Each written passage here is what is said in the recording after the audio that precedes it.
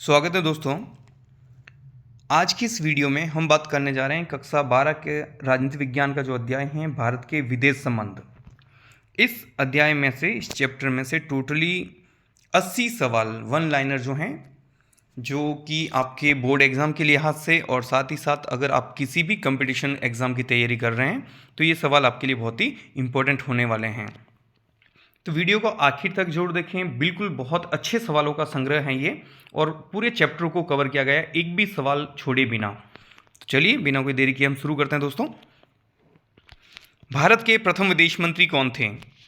मेरे आंसर करने से पहले आप आंसर करने की कोशिश कीजिएगा और आप अपनी नॉलेज भी टेस्ट कर सकते हैं कि आपके कितने क्वेश्चंस आपको सही कर पा रहे हो, ठीक है ना। तो भारत के प्रथम विदेश मंत्री थे पंडित जवाहरलाल नेहरू। पंडित जवाहरलाल नेहरू भारत के प्रथम विदेश मंत्री। ध्यान रखिएगा वो प्रधानमंत्री तो थे ही थे, साथ ही साथ वो देश के विदेश मंत्री भी थे। अगला है भारत की विदेश नीति। दूसरा प्रश्न, भारत की विदेश नीति के जनक किसे कहा जाता है? तो भारत की विदेश नीति का जनक कहा जाता है दोस्तों भारत के प्रथम विदेश मंत्री को, जो कि प्रथम प्रधानमंत्री भी थे, यानी पंडित जवाहरलाल नेहरू को, ठीक है ना। नेक्स्ट अगला सवाल है, भारत की विदेश नीति का उल्लेख भारतीय संविधान के किस अनुच्छेद में है? भारत की विदेश नीति का उल्लेख एकमात्र अनुच्छेद है पूरे संविधान में जहां पे हमने विदेश नीति की बात की है, उस अनुच्छेद में। वो अनुच्छेद आपको बताना है। वो अनुच्छेद है दोस्तों आर्टिकल 51, जो भाग 4 है नीति निर्देशक तत्व का, उसका अंतिम जो अनुच्छेद है 51, उसमें भारतीय विदेश नीति का उल्लेख है। अगला प्रश्न है, पंचशील समझौता किन दो देशों के बीच हुआ था? तो पंचशील का मतलब है आचरण के 5 नियम। ये बौद्ध धर्म से लिया गया कॉन्सेप्ट है। तो पंचशील समझौता किन दो देशों के बीच में हुआ था? तो यहाँ पे पूछा गया है दोस्तों कि दो देशों के बीच में हुआ, उन दो देशों का नाम पूछा है। तो एक भारत है और एक है चीन। भारत और चीन के बीच में ये समझौता हुआ है। अगला है, पंचशील समझौता कब हुआ था? पंचशील समझौता कब हुआ था? तो इसका उत्तर है दोस्तों, मेरा आंसर करने से पहले मैं 2 से 3 सेकंड इसलिए पॉज ले रहा हूं ताकि मेरे आंसर करने से पहले आप आंसर कर सकें। इसका उत्तर है दोस्तों 29 अप्रैल 1954।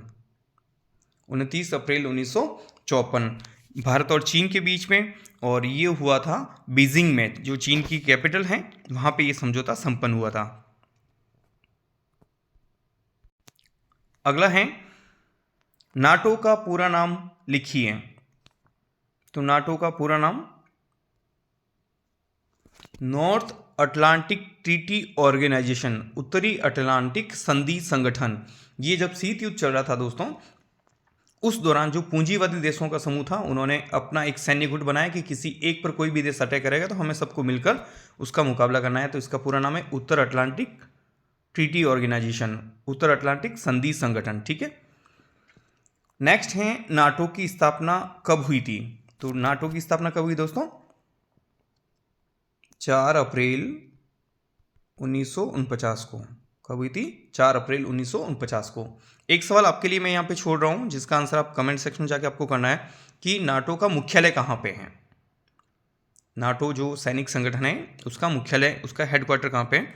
चलिए नेक्स्ट क्वेश्चन है आपके लिए, भारत चीन युद्ध कब हुआ था? भारत चीन युद्ध कब हुआ था? ये हुआ था दोस्तों सन 1962 में। कब हुआ था? सन 1962 में।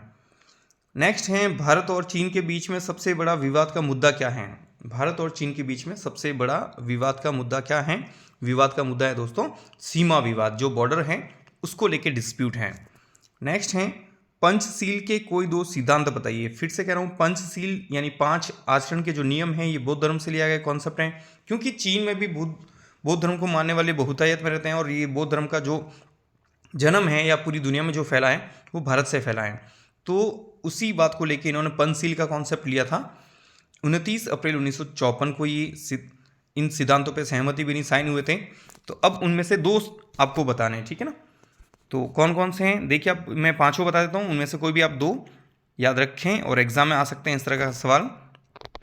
और कंपटीशन में ऐसा भी था कि पंचशील का कौन सा सिद्धांत नहीं था, 4 दे देते उनमें से एक नहीं है, तो इस तरह का कॉन्सेप्ट आपके दिमाग में होना चाहिए।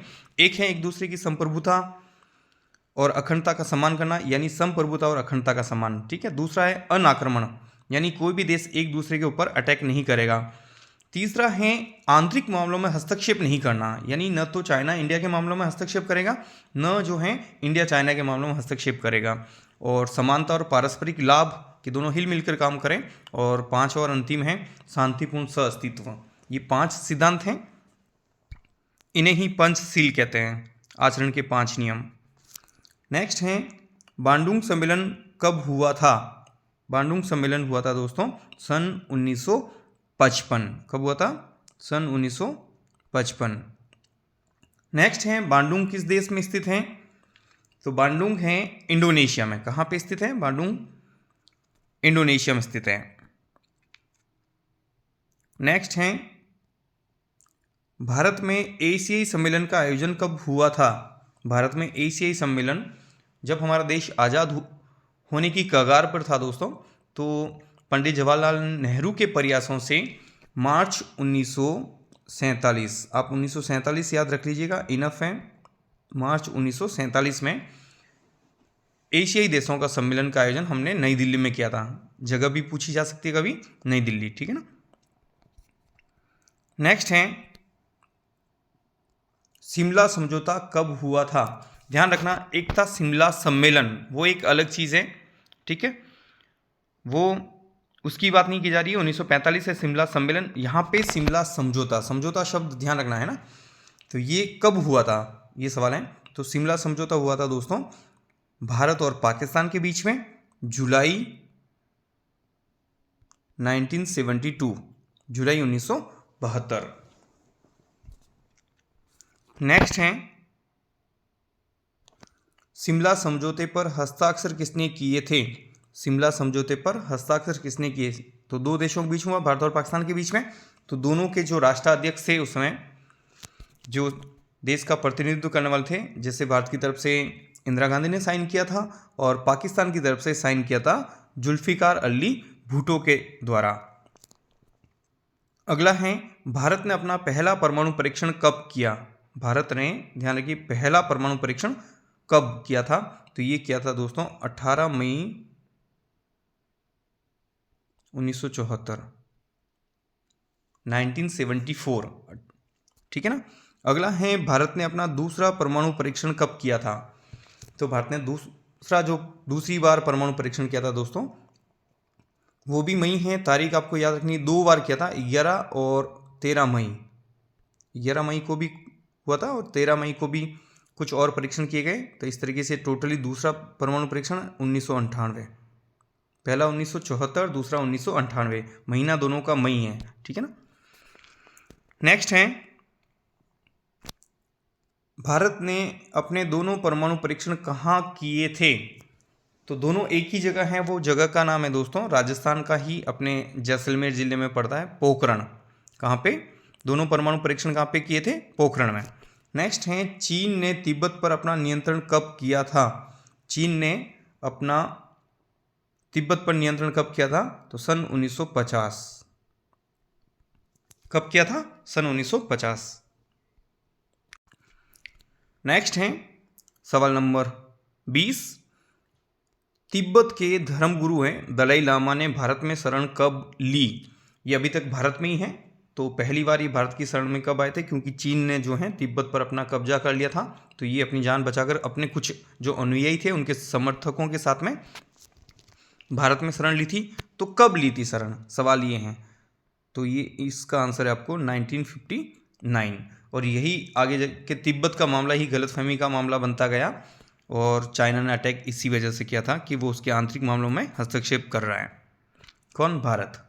अगला है कारगिल युद्ध किन 2 देशों के बीच हुआ। बहुत आसान प्रश्न है दोस्तों। कारगिल युद्ध हुआ था भारत और पाकिस्तान के बीच में। अगला है कारगिल युद्ध कब हुआ, यानी भारत और पाकिस्तान के बीच में तो हुआ, लेकिन सन कौन सा है? तो 1999। अगला है गुटनिरपेक्ष आंदोलन के प्रणेता या फिर जनक किसे माना जाता है। तो गुटनिरपेक्ष जो आंदोलन है दोस्तों, 1945 से 1991 के बीच में दुनिया विचारधारा के आधार पर दो बड़े खेमों में बटी हुई थी, एक पूंजीवादी एक साम्यवादी। ठीक है, तो उन दोनों गुटों से अलग रहने की जो नीति थी उन्हें कहा गया गुटनिरपेक्ष, यानी जो गुटों से पृथक रहकर अपनी स्वतंत्र विदेश नीति का पालन करते हैं, ऐसे देशों को गुटनिरपेक्ष देश कहा गया। तो इसकी जो शुरुआत है वो 4-5 लोगों की थी। उनमें से भारत के प्रथम प्रधानमंत्री थे पंडित जवाहरलाल नेहरू, उन्होंने बहुत अग्रणी भूमिका निभाई थी। तो जनक में 4-5 नाम आएंगे। नेहरू मीन्स हमारे यहाँ के नेहरू, पंडित जवाहरलाल नेहरू, नासिर कर्नल नासिर जो मिस्र के थे, तो नेहरू, नासिर, टीटो, सुकर्णो और वामे एनक्रुमा, ये 5 लोग थे, 4-5 लोग, इन्होंने गुटनिरपेक्ष आंदोलन को शुरू किया था। अगला है गुटनिरपेक्ष आंदोलन का प्रथम सम्मेलन कहाँ हुआ था।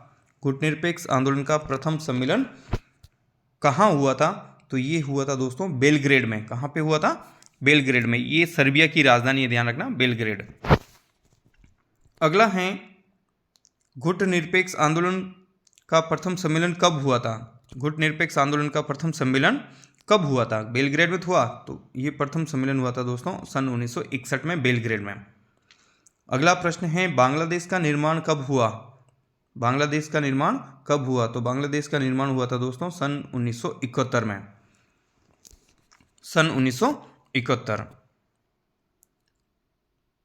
27वां प्रश्न, सन 1971 में भारत पाक युद्ध में किस एक नए देश का जन्म हुआ। तो कौन से एक नए देश का जन्म हुआ? अभी हमने जस्ट उसके बारे में बात की है, बांग्लादेश का। किस देश का जन्म हुआ है? बांग्लादेश का।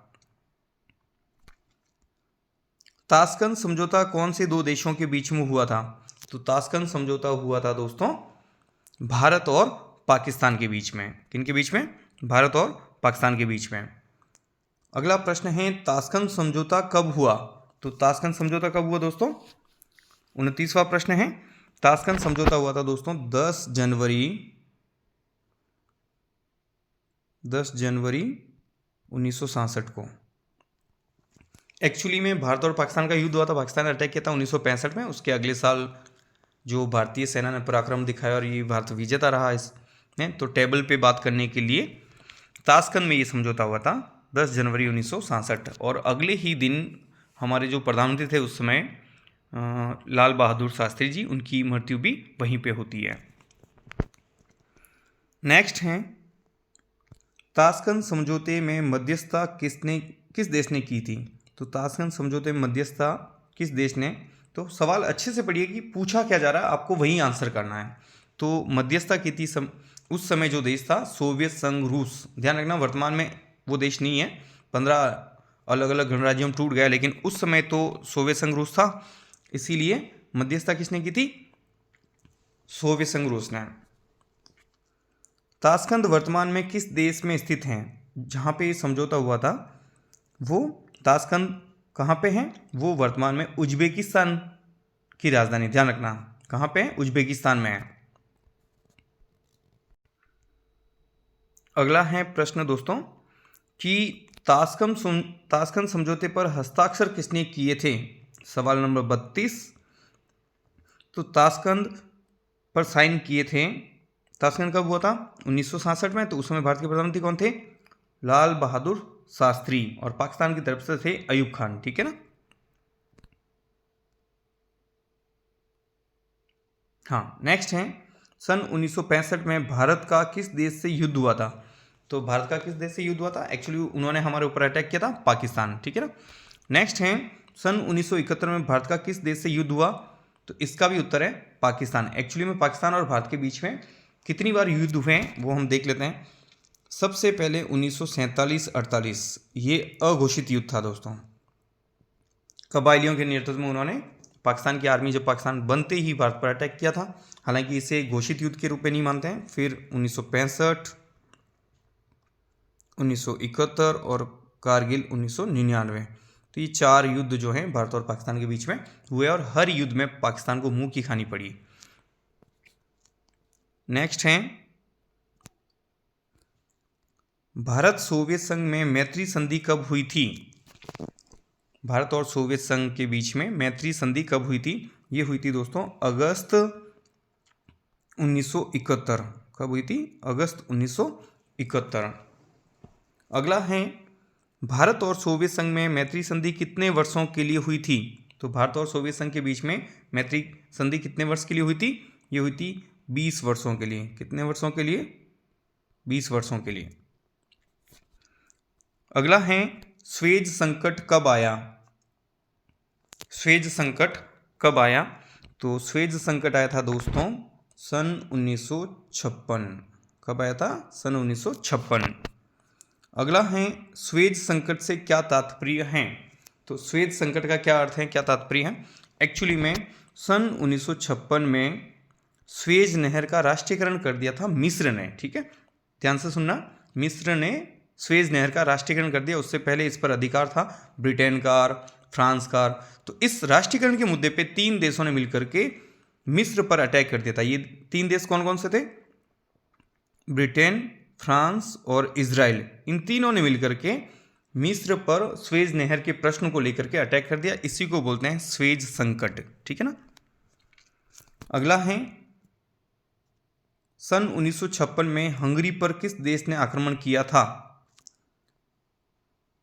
सन 1956 में हंगरी पर किस देश ने आक्रमण किया था? तो इसका उत्तर है दोस्तों सोवियत संघ, रूस, यूएसएसआर। अगला है भारत के किस क्षेत्र को पहले नेफा के नाम से जाना जाता था? नेफा, NEFA। भारत का कौन सा एक एरिया है जिसको पहले नेफा के नाम से जाना जाता था? तो ये क्षेत्र है दोस्तों पूर्वोत्तर, जो असम और 7 सिस्टर्स जिनको हम बोलते हैं, मेघालय, त्रिपुरा, है ना, अरुणाचल प्रदेश, इन सबको मिला के नेफा कहते थे। नॉर्थ ईस्ट फ्रंटियर एजेंसी, नेफा की फुल फॉर्म भी पूछी जा सकती है, नॉर्थ ईस्ट फ्रंटियर एजेंसी। अगला है भारत ने मार्च 1947 में किसके नेतृत्व में एशियाई देशों का सम्मेलन का आयोजन किया था? तो किसके नेतृत्व में यह आयोजन किया था? इसके अग्रणी भूमिका निभाने वाले कौन थे? पंडित जवाहरलाल नेहरू। कौन थे? पंडित जवाहरलाल नेहरू। अगला है नाटो के जवाब में कौन सा सैन्य गठबंधन बना? नाटो के जवाब में, नाटो जो है पूंजीवादी जो ग्रुप था, उनका सैनिक संगठन था, अमेरिका इसका लीडर था। तो इसके जवाब में एक और दूसरा सैनिक संगठन बनता है, उसका नाम था दोस्तों वार्सा पैक्ट। क्या नाम है? Warsaw pact. ठीक है ना। अगला है वार्सा पैक्ट की स्थापना किसके नेतृत्व में हुई थी? तो वार्सा पैक्ट किसके नेतृत्व में बना था दोस्तों? तो उस समय दूसरी महाशक्ति कौन सी थी? एक तो थी अमेरिका और दूसरी महाशक्ति कौन सी थी? यूएसएसआर। तो यूएसएसआर के नेतृत्व में। ध्यान रखना वार्सा पोलैंड की कैपिटल है। ठीक है ना। नेक्स्ट है वार्सा पैक्ट कब हुआ था? तो वार्सा पैक्ट हुआ था दोस्तों सन 1955। सन 1955 में ये वार्सा पैक्ट हुआ था। नेक्स्ट है अरब इजराइल युद्ध कब हुआ था? अरब इजराइल युद्ध कब हुआ था? तो अरब इजराइल युद्ध हुआ था दोस्तों सन 1973। कब हुआ था? 1973। इसे योम किप्पूर का युद्ध भी कहते हैं दोस्तों। ठीक है। फिलिस्तीन के प्रश्न को लेके अरब देश और इनके बीच में, इसमें मिस्र अग्रणी था। अगला है भारत का रक्षा आपूर्ति विभाग की स्थापना कब हुई थी? भारत के रक्षा आपूर्ति विभाग की स्थापना कब हुई थी? तो इसका उत्तर है दोस्तों सन 1965। 1965। अगला सवाल है रक्षा उत्पाद विभाग की स्थापना कब हुई? रक्षा उत्पाद विभाग की स्थापना सन 1962। कब हुई थी?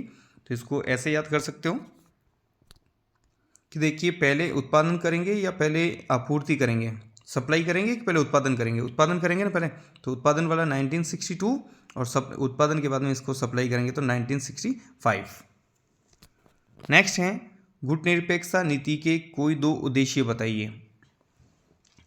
गुटनिरपेक्षता नीति के कोई 2 उद्देश्य। तो पहला उद्देश्य यही है दोस्तों, अगर एक उद्देश्य पूछें, 2 पूछें, सबसे पहले सबसे महत्वपूर्ण यही आपको बताना है कि स्वतंत्र विदेश नीति का पालन करना। 2 जो गुट थे उसमें, दोनों गुटों से पृथक रह करके अपनी स्वतंत्र विदेश नीति का पालन करना, ये सबसे इंपॉर्टेंट है। एक पूछे तो भी ये लिखना है, 2 पूछे तो पहले नंबर पे ये लिखना है। और दूसरा है विश्व शांति, और जो ये नए देश थे ये अपना आर्थिक विकास करना चाह रहे थे। अगला है सीटीबीटी का पूरा नाम बताइए। सीटीबीटी का पूरा नाम, तो इसका पूरा नाम है दोस्तों व्यापक परमाणु परीक्षण प्रतिबंध संधि। सीटीबीटी का व्यापक परमाणु प्रतिबंध संधि, ठीक है ना। नेक्स्ट है, और इसको इंग्लिश में भी आप बोल सकते हो comprehensive nuclear test ban treaty, यानी परमाणु परीक्षण को आप परीक्षण करते हैं ना परमाणु का, उसको परीक्षण को रोकने के लिए संधि की गई थी। और ध्यान रखना भारत ने इस पर साइन नहीं किया था, इसको भेदभावपूर्ण बताया था। नेक्स्ट है आज़ाद हिंद फौज की स्थापना किसने की थी। आज़ाद हिंद फौज की स्थापना की थी सुभाष चंद्र बोस ने। किसने की थी? सुभाष चंद्र बोस। गुटनिरपेक्षता क्या है? गुटनिरपेक्षता का तात्पर्य क्या है, क्या अर्थ है, एक ही बात है। तो शीत युद्ध के दौरान दोनों गुटों से पृथक रहकर अपनी स्वतंत्र विदेश नीति का पालन करना गुटनिरपेक्षता था, ठीक है ना। लेकिन ध्यान रखना आज भी ये चल रहा है, गुटनिरपेक्ष देशों का जो संगठन है, नाम नॉन अलाइनमेंट मूवमेंट के नाम से चल रहा है। हालांकि शीत युद्ध समाप्त हो चुका है, एक सोवियत संघ का विघटन हो गया, लेकिन गुटनिरपेक्षता की बैठकें अभी भी होती है, हर 3 साल में एक बार इनका सम्मेलन होता है। भारतीय विदेश नीति किन कारकों से प्रभावित है? भारतीय विदेश नीति किन कारकों से प्रभावित है? तो ध्यान रखना भारत की विदेश नीति ही नहीं बल्कि दुनिया की किसी भी देश की जो विदेश नीति होती है इन्हीं 2 कारकों से प्रभावित होते हैं। कौन से होते हैं 2 कारक? तो 2 कारक हैं दोस्तों, एक तो है घरेलू कारक और एक होगा अंतर्राष्ट्रीय कारक, है ना। इंटरनेशनल लेवल पे क्या चल रहा है, देश के लिए क्या मायने रखती है वो चीज़ है, और देश के भीतर क्या चल रहा है वो। नेक्स्ट है आईएनए का पूरा नाम क्या है? आईएनए आजाद हिंद फौज, ठीक है ना, इंडियन नेशनल आर्मी। और नेक्स्ट है पंचशील की घोषणा भारत के किस प्रधानमंत्री द्वारा की गई? पंचशील की घोषणा हमने ऊपर भी चर्चा की है दोस्तों, पंडित जवाहरलाल नेहरू। किसने की थी? पंडित जवाहरलाल नेहरू। अगला है आवामी लीग नामक राजनीतिक दल का संबंध किस देश से है? आवामी लीग का संबंध किस देश से है? ये जो आवामी लीग पार्टी है ये बांग्लादेश की है। किस देश की है? बांग्लादेश की।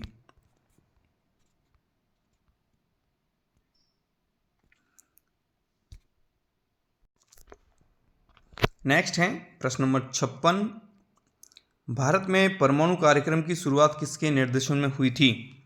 तो भारत में परमाणु कार्यक्रम की शुरुआत हुई थी दोस्तों होमी जहांगीर भाभा के निर्देशन में। किसके निर्देशन में? होमी जहांगीर भाभा के निर्देशन में। नेक्स्ट है शेख मुजीबुर रहमान का संबंध किस राजनीतिक दल से था? शेख मुजीबुर रहमान का संबंध किस राजनीतिक दल से था? तो इनका संबंध था दोस्तों अभी जो हमने रिसेंटली देखा है कि बांग्लादेश का जो एक दल है आवामी लीग, उससे इनका संबंध था। अगला है चौथी पंचवर्षीय योजना कब शुरू हुई थी? चौथी पंचवर्षीय योजना कब शुरू हुई थी? तो ध्यान रखिए चौथी पंचवर्षीय योजना शुरू हुई थी दोस्तों 1969। देखिए पहली पंचवर्षीय योजना 1951 में शुरू हुई, 1956 में खत्म हुई। दूसरी 1956 में शुरू हुई, 1961 में खत्म हो गई। तीसरी 1961 में शुरू हुई और 1967 में खत्म हो गई। तो चौथी पंचवर्षीय योजना बेसिकली 1967 में शुरू होनी थी, ठीक है ना, लेकिन हुई नहीं। इसका कारण क्या था कि भारत पाकिस्तान युद्ध, भारत चाइना युद्ध और उस समय खाद्यान्न का संकट भी था। इस वजह से जो पंचवर्षीय योजना है उस कॉन्सेप्ट को 2-3 साल के लिए रोका गया और फाइनली 1966 में की बजाय 1969 में वापस इस पंचवर्षीय योजना को पुनः शुरू किया गया था। नेक्स्ट है विदेश नीति से क्या अभिप्राय हैं, यानी विदेश नीति का क्या अर्थ है, क्या तात्पर्य है? तो देखिए किसी अन्य देशों के साथ जो हम संबंध बनाते हैं और उन्हें चलाने की जो योजना बनाते हैं वही विदेश नीति है। यानी किसी देश से संबंध बनाना और उन संबंधों को चलाना, इसके लिए आप जो भी योजना बनाते हो वो आपकी विदेश नीति होती है, ठीक है ना। नेक्स्ट है भारतीय विदेश नीति के 2 उद्देश्य बताइए। तो भारतीय विदेश नीति के 2 उद्देश्य ये सभी का नॉर्मली रहता है दोस्तों कि एक तो स्वतंत्र विदेश नीति का पालन करना, ये ध्यान रखना गुटनिरपेक्षता नीति का भी पहला उद्देश्य यही है, स्वतंत्र विदेश नीति का पालन करना। तो वही भारतीय विदेश नीति का भी पहला उद्देश्य यही है। और दूसरा हर देश का यही है, अपने राष्ट्रीय हितों की पूर्ति, अपने राष्ट्रीय हितों की पूर्ति करना। नेक्स्ट है, युद्ध के बाद भारत और चीन के बीच में पूर्ण राजनयिक संबंध कब बहाल हुए? युद्ध के बाद में दोनों देशों के बीच में रिश्ते सारे खत्म हो गए थे, तो पुनः कब स्टार्ट हुए थे? फिर से दोनों देशों ने नॉर्मल किस तरह से रहना स्टार्ट किया है, बातचीत और जो जितने भी जो संबंध थे, राजनीतिक संबंध बोल सकते हैं इनको, राजनयिक संबंध, तो वो कब स्टार्ट हुए थे? वो हुए थे दोस्तों 1976 में। कब हुए थे? 1976, 1976 में। अगला प्रश्न है, पंडित जवाहरलाल नेहरू की मृत्यु कब हुई थी? भारत के प्रथम प्रधानमंत्री, प्रथम विदेश मंत्री, विदेश नीति के निर्माता, गुटनिरपेक्ष आंदोलन के जनक में एक, जो 4-5 लोग थे उनमें एक ये भी थे। तो इनकी मृत्यु कब हुई थी? 27 मई 1964। कब हुई थी? 27 मई 1964। नेक्स्ट है, भारत ने अपनी परमाणु नीति कब जारी की थी? भारत ने अपनी परमाणु नीति कब जारी की थी? तो देखिए, ये मसौदा तो तैयार हो गया था 1999 में, ठीक है, लेकिन इसकी जो घोषणा हुई थी वो 2003 में। कब हुई थी? 2003 में। नेक्स्ट है, गुटनिरपेक्ष आंदोलन की नींव किस सम्मेलन में पड़ी? गुटनिरपेक्ष आंदोलन की जो नींव है वो पड़ी थी दोस्तों, इंडोनेशिया में एक सम्मेलन हुआ था 1955 में, बांडुंग में, उसको लेकर के ये गुटनिरपेक्ष आंदोलन की नींव पड़ी और आगे जाके बेलग्रेड में इसका पहला सम्मेलन हुआ था 1961 में। भारत चीन युद्ध के समय भारत के रक्षा मंत्री कौन थे? बहुत अच्छा प्रश्न है दोस्तों, और ये मुझे लग रहा कई बार पूछा भी गया है, आगे भी कंपटीशन में भी पूछा जाएगा। तो भारत चीन युद्ध के समय भारत के रक्षा मंत्री कौन थे? वो थे V.K. कृष्ण मेनन। कौन थे? V.K. कृष्ण मेनन।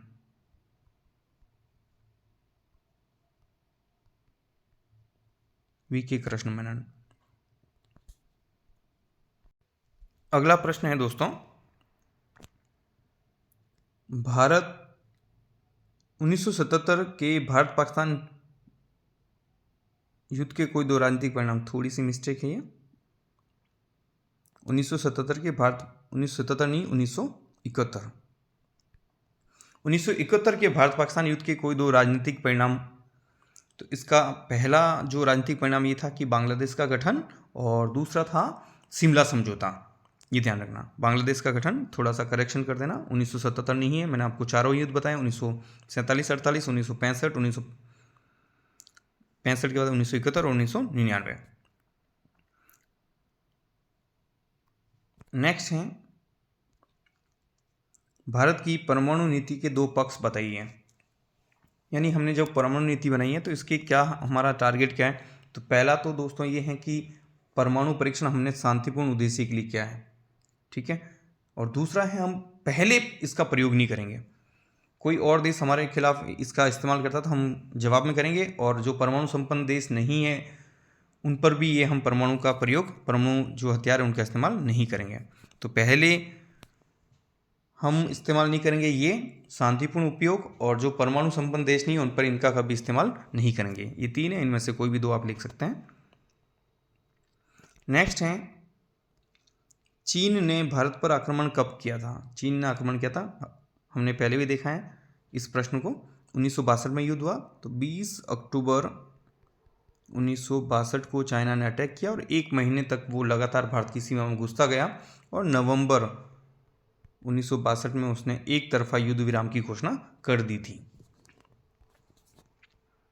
नेक्स्ट है, सिंधु जल संधि कब हुई थी? सिंधु जल संधि कब हुई थी? तो सिंधु जल संधि हुई थी दोस्तों सन 1960 में।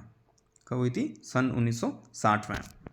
नेक्स्ट है, सिंधु जल संधि किनके मध्य हुई? तो सिंधु जल संधि भारत और पाकिस्तान के बीच में हुई। कौन से दो देशों के बीच में हुई है? भारत और पाकिस्तान के बीच में। नेक्स्ट है 71 नंबर प्रश्न, सिंधु जल संधि की मध्यस्थता किसने की थी? सिंधु जल संधि की मध्यस्थता की थी विश्व बैंक ने। किसने की थी? विश्व बैंक ने। अगला प्रश्न है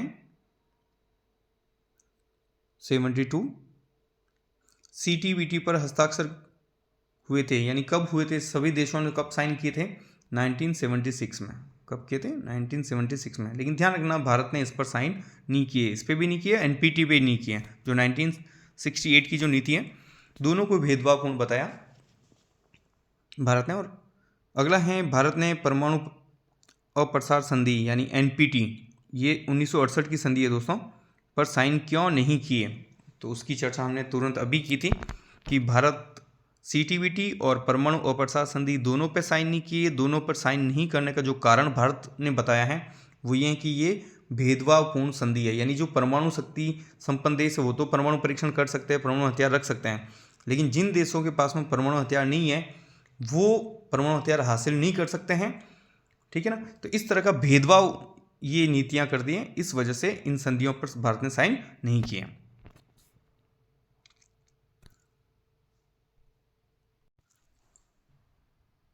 मैक मोहन रेखा किन दो देशों के बीच में सीमा बनाती है? ये सीमा रेखा का नाम है मैक मोहन। तो ये भारत और चीन के बीच में। अगला प्रश्न है, सच्ची गुटनिरपेक्षता की विदेश नीति का अनुसरण किसके द्वारा किया गया? देखिए, गुटनिरपेक्षता तो शुरू से है, 1961 से देख सकते हैं। ये संदर्भ है भारत की राजनीति के संदर्भ में। ये भारत में किसकी सरकार आने के बाद उन्होंने कहा कि हम सच्ची गुटनिरपेक्षता की बात करेंगे, इसका पालन करेंगे। तो ये था मोरारजी देसाई। इन्होंने कहा था कि भारत की विदेश नीति का झुकाव कहीं ना कहीं सोवियत संघ रूस की तरफ है और अब हम सच्ची गुटनिरपेक्षता की नीति का पालन करेंगे। अगला प्रश्न है, भारत की विदेश नीति में गुटनिरपेक्षता का क्या अभिप्राय है? तो भारतीय विदेश नीति में गुटनिरपेक्षता का तात्पर्य यही है कि हम स्वतंत्र रहकर अपनी विदेश नीति का पालन करेंगे। स्वतंत्र रहकर अपनी स्वतंत्र विदेश नीति का पालन करना, किसी भी गुट के दबाव में नहीं आना। ठीक है ना? और अगला प्रश्न है, शिमला समझौते का सर्वाधिक महत्वपूर्ण लक्षण क्या है? शिमला समझौता जुलाई 1972 में हुआ था। इसका सबसे इंपॉर्टेंट बात क्या है? तो इसकी सबसे इंपॉर्टेंट जो लक्षण है दोस्तों ये था कि इसको भारत ने पहली बार इतना मजबूर कर दिया कि आइए 1-to-1 टॉक करेंगे हम, है ना? यानी द्विपक्षीय मुद्दा बना दिया। भारत और पाकिस्तान के बीच में जितने भी मुद्दे थे, पहले वो हर मुद्दे को लेकर अंतर्राष्ट्रीय स्तर पर दौड़ता था पाकिस्तान। तो शिमला समझौते के बाद में ये होगा कि बात करेंगे तो 1-to-1 करेंगे, किसी और देश के बीच में नहीं लेके आएंगे। तो ये द्विपक्षीय मुद्दा बना था। अगला है, भारतीय साम्यवादी पार्टी मार्क्सवादी कब स्थापित हुई? तो भारतीय साम्यवादी पार्टी तो पहले से थी, तो सीपीआई, बाद में सीपीआई से एक पार्टी टूट करके अलग बनी सीपीआई-एम। ये बनती है 1964 में। कब बनी? 1964 में। अगला प्रश्न है दोस्तों, करगिल विजय दिवस कब मनाया जाता है? तो करगिल 1999 में पाकिस्तान ने कुछ, जो करगिल एक एरिया है जम्मू और कश्मीर में, उन पहाड़ियों पर भारत की सेना जब सर्दियों में नीचे आ जाती तो पाकिस्तान उस पर कब्जा कर लिया था। तो भारतीय सेना ने जब पता चला तो वापस जवाबी कार्रवाई की और कारगिल का युद्ध हुआ और भारतीय सेना ने इसे जीता। तो ये जीता था फाइनली, वापस वहाँ पे तिरंगा झंडा लहराया था 26 जुलाई को, 26 जुलाई 1999। इसीलिए प्रति वर्ष 26 जुलाई को करगिल विजय दिवस के रूप में मनाया जाता है। नेक्स्ट और लास्ट ये है, प्रथम अफ्रो एशियाई एकता सम्मेलन कब और कहाँ हुआ था? प्रथम अफ्रो मीन्स अफ्रीकी देशों का और एशियाई देशों का जो एकता सम्मेलन हुआ था वो कब हुआ और कहाँ पे हुआ? तो ये सम्मेलन हुआ था दोस्तों सन 1955 में। इंडोनेशिया में जो बांडुंग सम्मेलन था वो यही था। ठीक है ना? 1955 बांडुंग सम्मेलन। तो आज की वीडियो में इतना ही दोस्तों। कम समय में मैक्सिमम जो सवाल हैं, मैक्सिमम नहीं, मैं तो ये कहूँगा कि एक भी सवाल नहीं छोड़ा गया। पूरे पार्ट जो एनसीईआरटी कवर करना चाहता है किताबें, उनके लिए बेहतरीन सीरीज़ है ये, कि आपको एक ही वीडियो में सारे जो शॉर्ट क्वेश्चंस हैं वो कवर हो जाते हैं। वीडियो को आखिर तक देखने के लिए धन्यवाद। और ये वीडियो अगर आपको पसंद आए तो आप इसे अपने दोस्तों के साथ में शेयर भी कर सकते हैं। Thank you so much.